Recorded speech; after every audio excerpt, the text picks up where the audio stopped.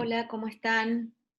Bueno, vamos a seguir estudiando el diseño de las instalaciones de acondicionamiento térmico y lo que hoy vamos a evaluar justamente son las ganancias o las cargas térmicas que nosotros tenemos que contrarrestar con nuestro sistema de acondicionamiento. Quiere decir que el local o la zona con la que vayamos a trabajar va a tener una ganancia de calor. Y ese ingreso de calor, si estamos hablando del ciclo verano, o egreso de calor, si estamos hablando del ciclo invierno, tenemos que cuantificarlo. ¿Para qué? Para saber cuál es la cantidad de calor total del local que debemos acondicionar, cantidad de calor que vamos a medir en cuanto a calor sensible y en cuanto a calor latente en verano. Y de esta manera, al conocer justamente este comportamiento térmico, vamos a poder saber o conocer la potencia que tenemos que instalar con nuestro sistema de acondicionamiento. Esto tiene que ver también, y después lo vamos a ir viendo en el transcurso de la charla, con la elección justamente de la tipología constructiva adecuada para el edificio, de acuerdo, por supuesto, a su implantación, a su ubicación geográfica, a las orientaciones, porque la piel del edificio va a ser un factor muy importante a tener en cuenta, porque justamente va a ser la encargada de intercambiar calor con el exterior. Entonces, de acuerdo al diseño de la piel, nosotros podremos trabajar con edificios en donde medianamente sean sustentables y que de alguna manera no tiendan a ahorrar energía, que es justamente lo que vamos a enseñarles en esta charla de hoy. Lo primero que tenemos que saber es cómo ganamos calor, o sea, cuál es la fuente. Y al hablar de la fuente nos vamos a referir a ganancias externas y a ganancias internas. Externas, la transmisión a través de muros, a través de techos o a través de pisos, la radiación solar y la ventilación, o sea, el aire necesario para ventilación, para cumplir con las renovaciones por hora persona que nos requiere o que requerimos de acuerdo a las disposiciones de código. Ese aire está caliente y ese aire exterior también está húmedo, entonces genera una carga que nosotros tenemos que cuantificar. Las ganancias que se generan en el interior del local o de la zona que estamos evaluando. Las personas, los artefactos de iluminación, motores o equipos que tengamos también instalados en el local. Y siempre vamos a diferenciar dos ciclos. El ciclo invierno, en donde ustedes ya aprendieron a hacer un balance térmico o un análisis de cargas para invierno, para el ciclo de calefacción, y en esta charla nos vamos a centrar en el ciclo verano, o sea, cuáles van a ser las ganancias de calor que va a tener la zona y que justamente con nuestro sistema de acondicionamiento térmico nosotros las vamos a tener que contrarrestar o que absorber. Por otro lado, tenemos que analizar qué tipo de calor gano. Y acá tenemos que diferenciar, y me voy a remitir otra vez hacia algunos conceptos de física, tenemos que diferenciar lo que es calor sensible de lo que es calor latente. Calor sensible lo vamos a definir como el calor que modifica la temperatura del aire del local. Aumenta, en el caso verano, entonces la temperatura. Y el calor latente aumenta la humedad. Siempre el aire tiene un determinado contenido de vapor de agua dentro de su masa. Entonces, ese contenido de vapor de agua, nosotros también lo tenemos que medir para poderlo absorber con nuestro sistema de acondicionamiento. Todas las cargas que vamos a estudiar en esta charla aportan calor sensible, pero solamente algunas, además de aportar calor sensible, aportan calor latente. Entonces, vamos a hablar de aportes de calor latente desde la carga de ventilación y desde las personas. Y algunos equipos, no todos, algunos equipos que justamente lo que van a hacer es generar vapor de agua dentro del proceso que estén realizando, ¿sí? Bien, vamos a ir viendo y analizando cada una de las cargas para ver cuáles son las variables de incidencia.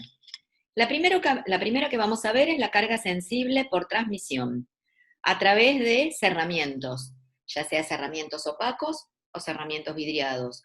Y también dependerá de si esos cerramientos son verticales u horizontales.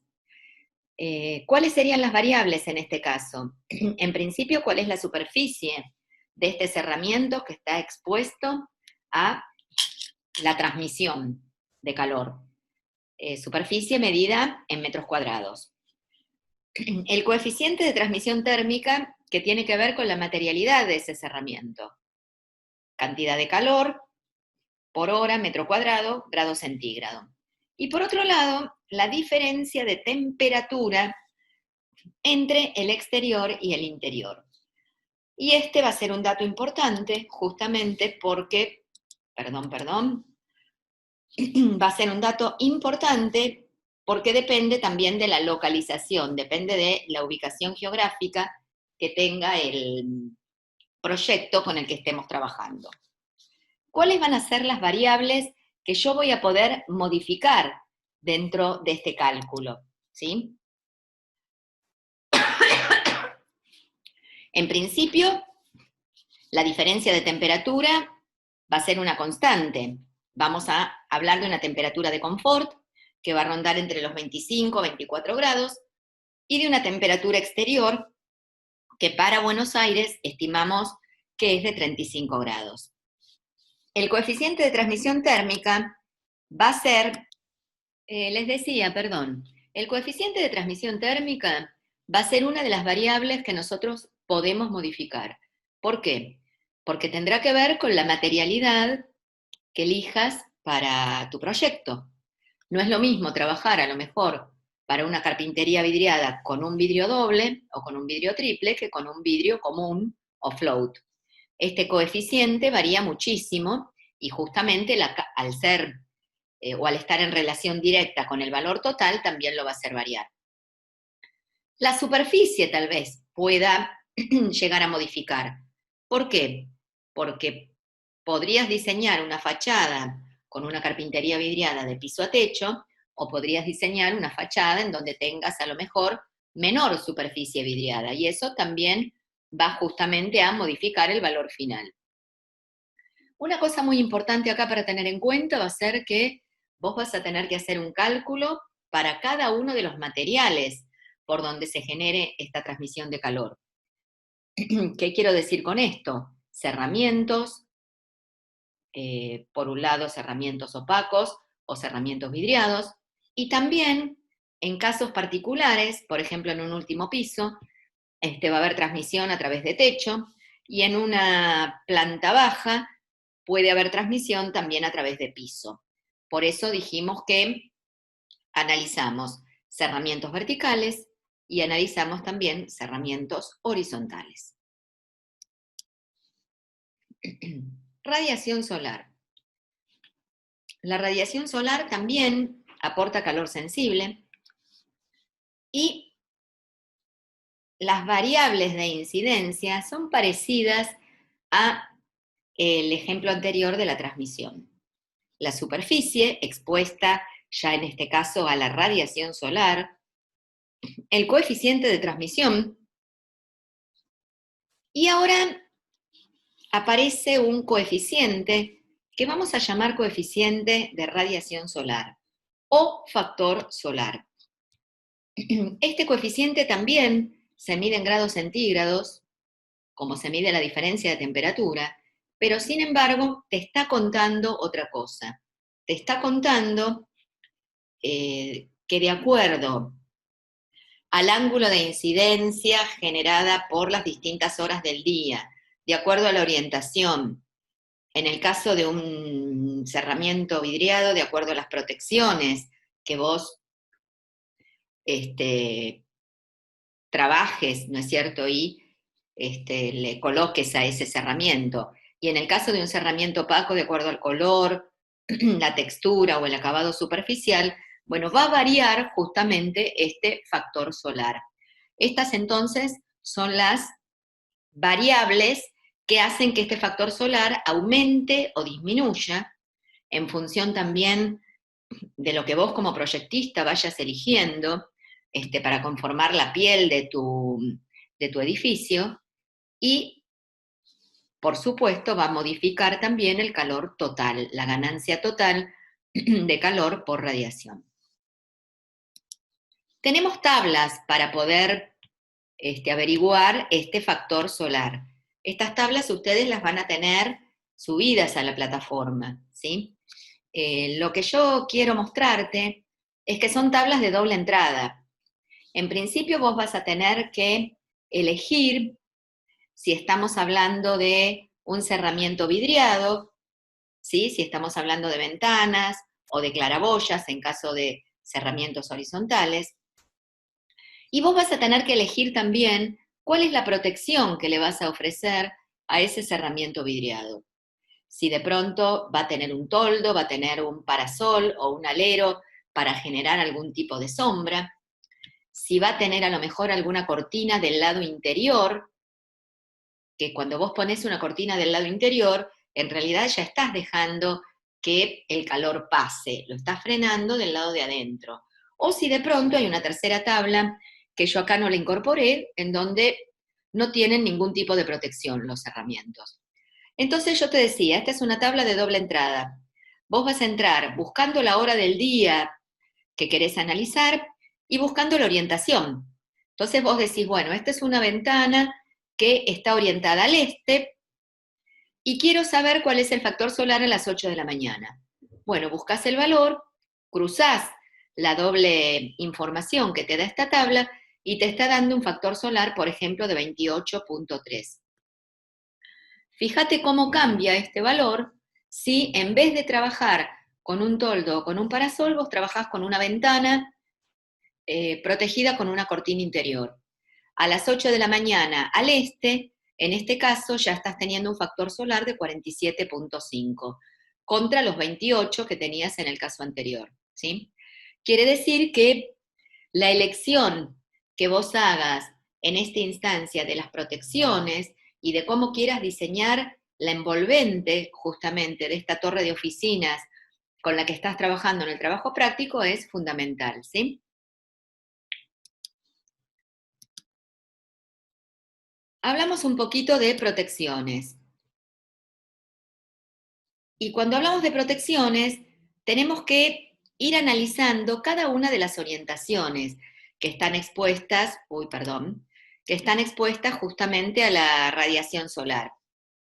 Por ejemplo, este edificio, que ya lo habíamos visto en unas charlas anteriores, tiene una fachada protegida con parasoles horizontales, como estos que ven acá, y otra fachada sin ningún tipo de protección. Y eso a vos te está contando, por ejemplo, que la fachada que no tiene ningún tipo de protección es la fachada sur, que no tiene incidencia solar, el sur, en nuestro hemisferio, y la fachada que está trabajada con parasoles horizontales es la fachada norte, porque justamente al norte, cuando el sol está muy alto, los parasoles horizontales son los efectivos, ¿sí? Si vos trabajaras, por ejemplo, con fachadas este y oeste, los parasoles deberían ser verticales, no horizontales, porque el sol no está tan alto y entonces la protección tiene que cambiar su posición, ¿sí?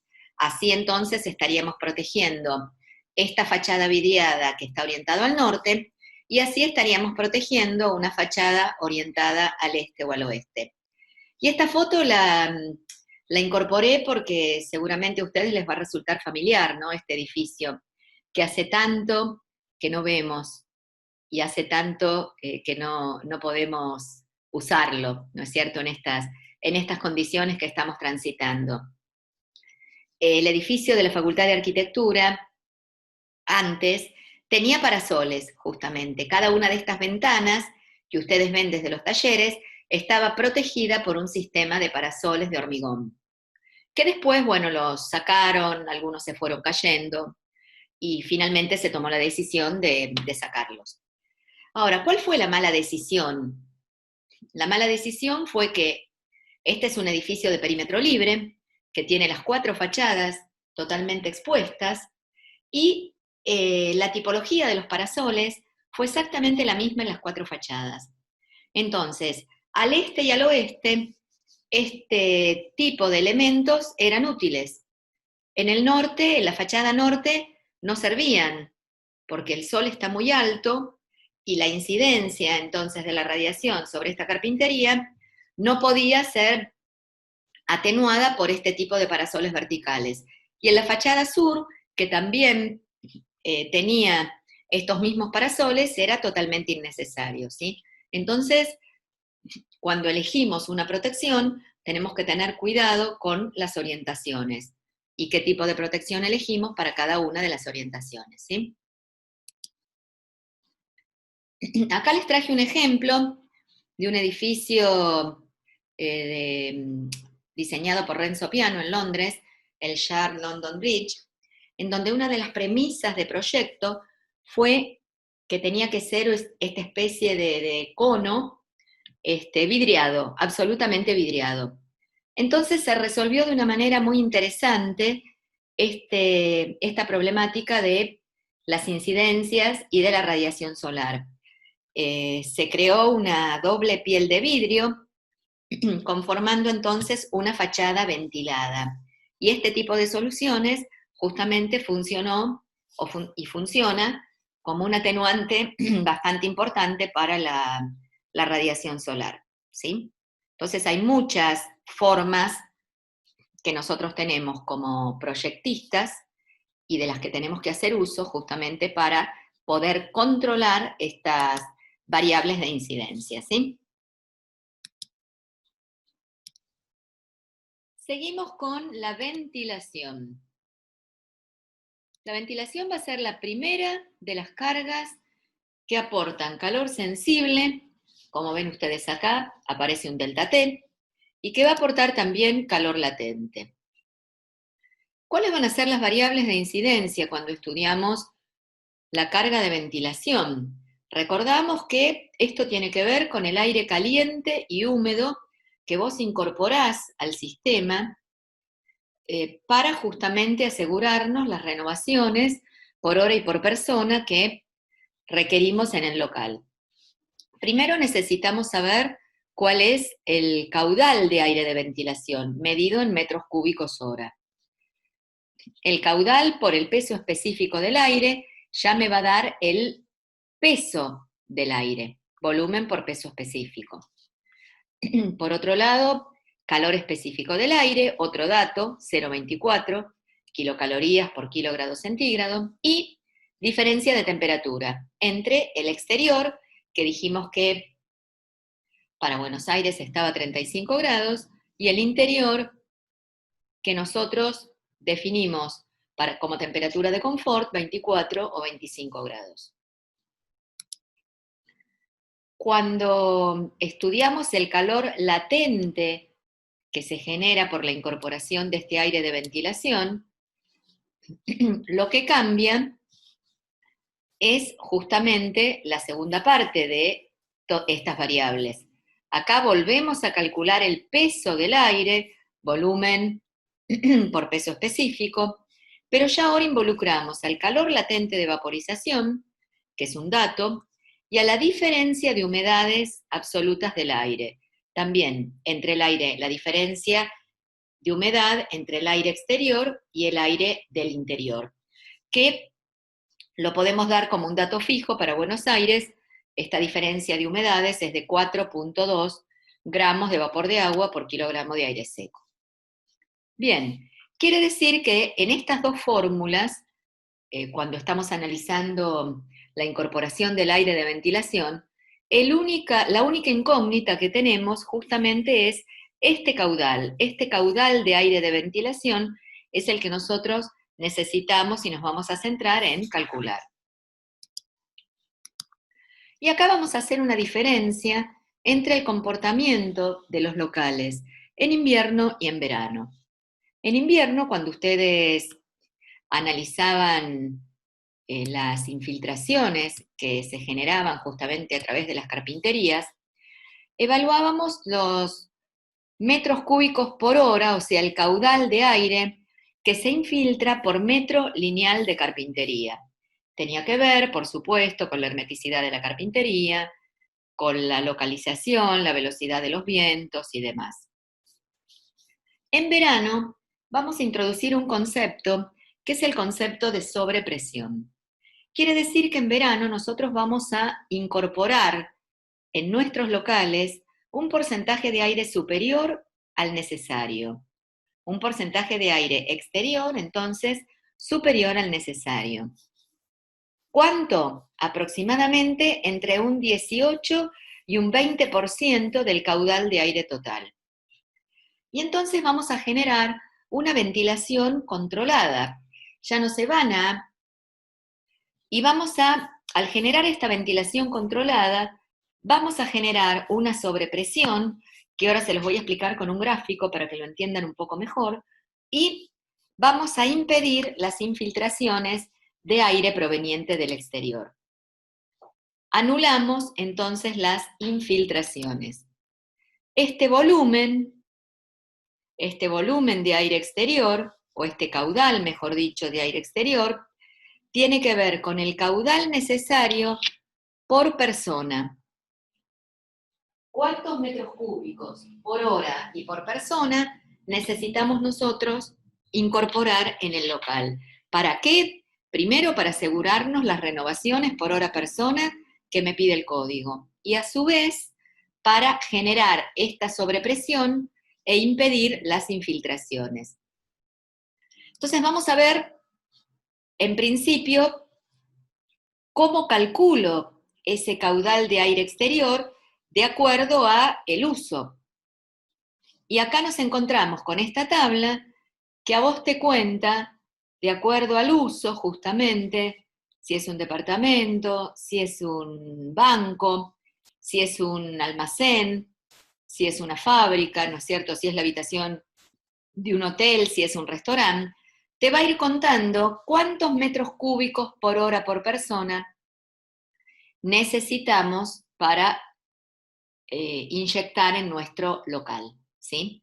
Obviamente esta tabla te cuenta, por ejemplo, si yo estoy analizando un restaurante, me cuenta que necesito, no sé, 20 metros cúbicos por hora persona. Esto luego lo vas a tener que multiplicar por la cantidad de personas que estén en ese momento en el local que estás considerando, ¿sí? Bueno, volvemos sobre el concepto de sobrepresión. Yo te dije que del 100% de aire que nosotros estamos inyectando en un local, un 20% tiene que ser correspondiente al ingreso del aire exterior, ¿sí? ¿Para qué? Justamente para eso, para las renovaciones y para asegurarnos de que el local trabaje a sobrepresión. Ahora bien, yo con mi sistema de aire acondicionado, no importa cuál es, inyecto el caudal total que calculamos y que es el necesario para acondicionar el local, o sea, para absorber las cargas de calor sensible y de calor latente que nosotros estamos en este momento averiguando. Ahora, del 100 que inyecto, no te vayas, del 100 que inyecto, me llevo o retorno con un 80% al equipo, ¿sí? ¿Por qué me llevo un 80? Porque en el equipo repongo ese 20 que me falta, pero incorporándolo desde el exterior. Lo repongo como aire exterior, porque es un aire que no está viciado, que está limpio, y que cumple con las condiciones entonces de renovación con las que yo tengo que cumplir. Bien, ahora si yo inyecto 100, pero me llevo 80, quiere decir que en el local a mí me está quedando un remanente de aire que tiende a salir por algún lugar, ¿sí? y va a salir justamente por el perímetro de las carpinterías. Este 20% de aire, entonces, que me queda como aire remanente en el local, porque repito, yo inyecto 100 y me llevo 80, sale a través de las carpinterías. Quiere decir que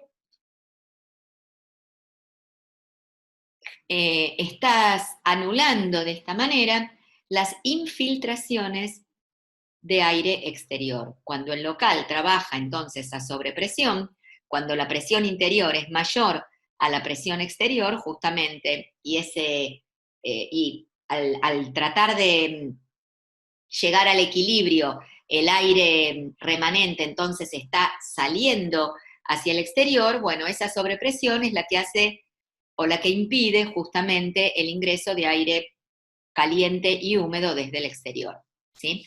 El aire entonces lo traes acá.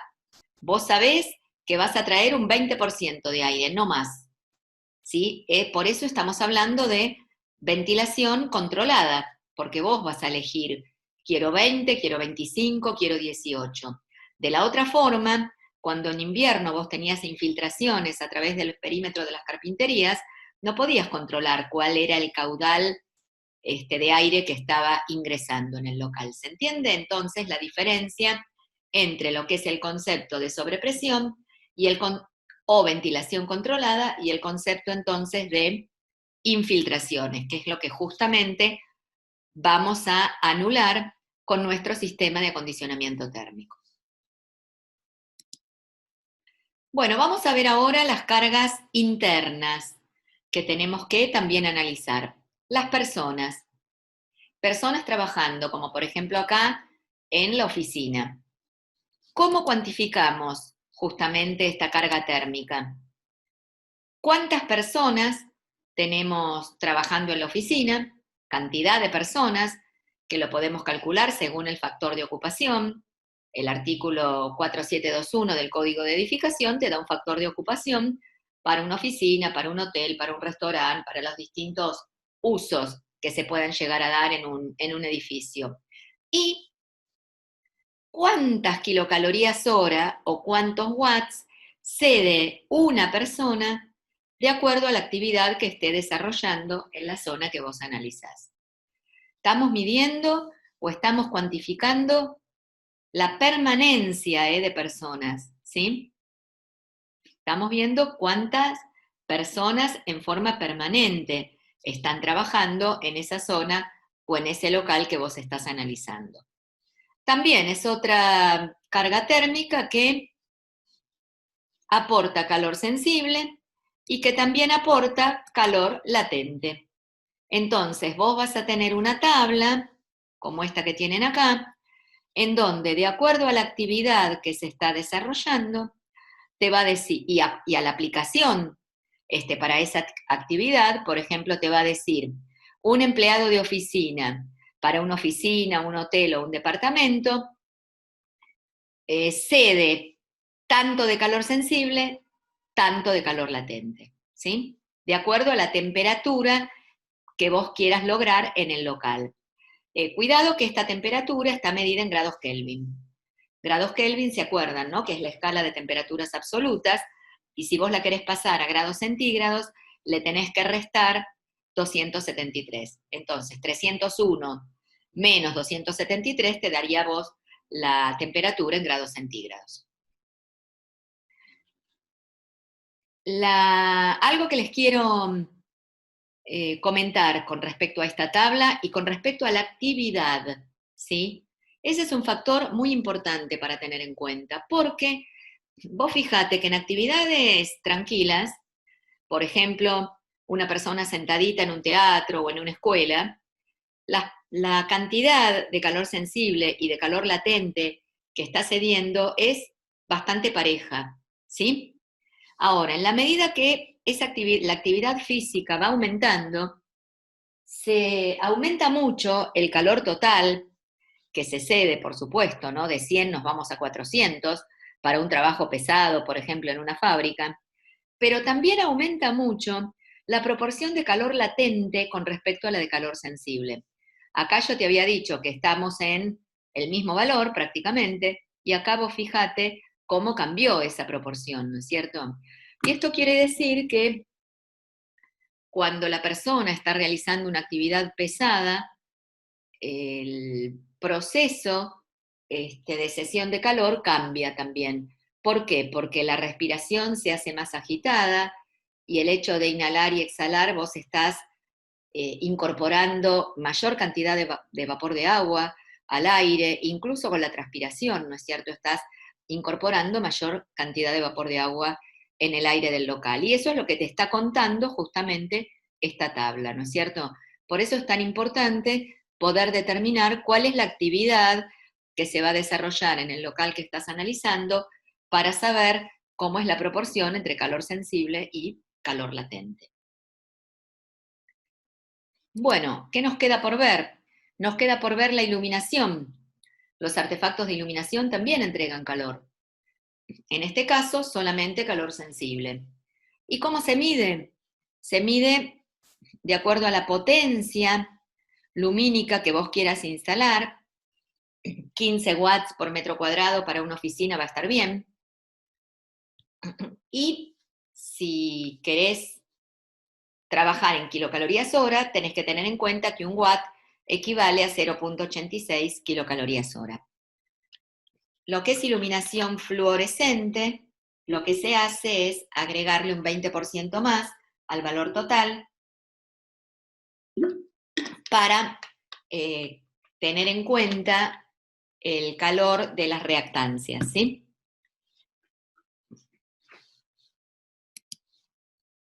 Motores y equipos. De acuerdo a el proceso que estén realizando, de acuerdo al tipo de equipo que vos estés analizando, podemos hablar de calor sensible solamente o podemos hablar de aquellos equipos que en su proceso generan vapor de agua, como puede ser una cafetera, calor sensible y calor latente, ¿sí? Acá tenemos una tabla que también la tienen subida a la plataforma, en donde más o menos te está contando te está contando cuánto calor sensible y cuánto calor latente cede cada uno de los artefactos, ¿sí? Bien, y otra vez, como yo te decía, cualquier artefacto que genere vapor de agua en su proceso va a tener una cesión de calor sensible y va a tener también una cesión de calor latente. Totales. Sumamos las cargas sensibles y las cargas latentes. Trabajamos con un margen de seguridad de un 10% en el caso de las sensibles y un 5% en el caso de las latentes. Y verificamos el número índice. Ese número índice con el que ustedes están trabajando para analizar la carga térmica de cada una de las zonas del proyecto, una vez que vos hacés todo este análisis, lo podemos verificar.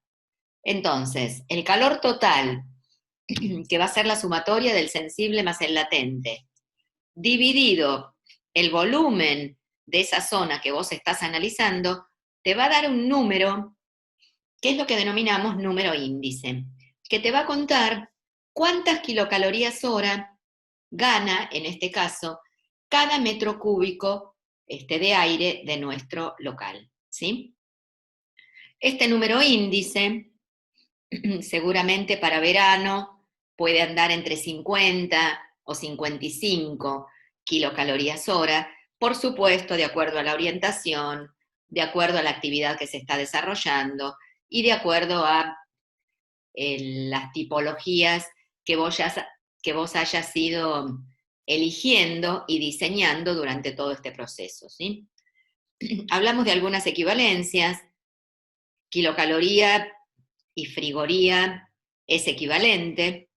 Esta es la que usamos para frigoría. Van a ver que, bueno, ya lo estuvimos viendo, mejor dicho, no van a ver, sino que es la unidad que estamos usando para medir potencia en equipos chicos.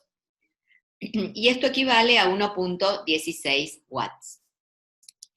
Entonces, En cuanto al proyecto que ustedes están desarrollando, hicimos una zonificación, ¿no es cierto? Evaluando las orientaciones, evaluando los usos, evaluando las distintas situaciones que se podían dar en cada una de las zonas del proyecto.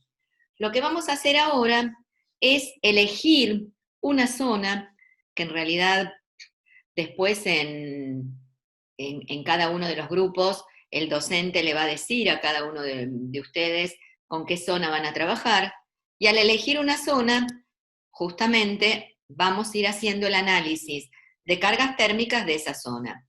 Este es otro proyecto, un proyecto de aulas con biblioteca y demás, con el que también trabajamos en algún momento en nuestra cátedra, y acá, por ejemplo, se tomó esta zona biblioteca, ¿sí?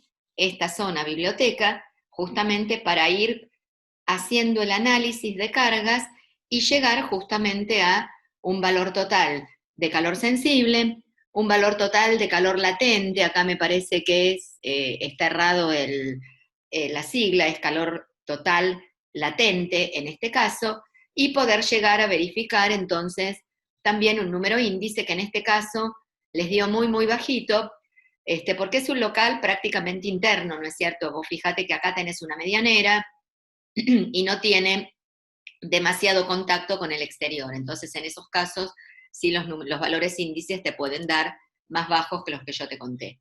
Bueno, acá tienen bibliografía como para que puedan ampliar todo esto que yo les acabo de contar y puedan también buscar alguna tabla o algún dato que les haga falta, ¿sí?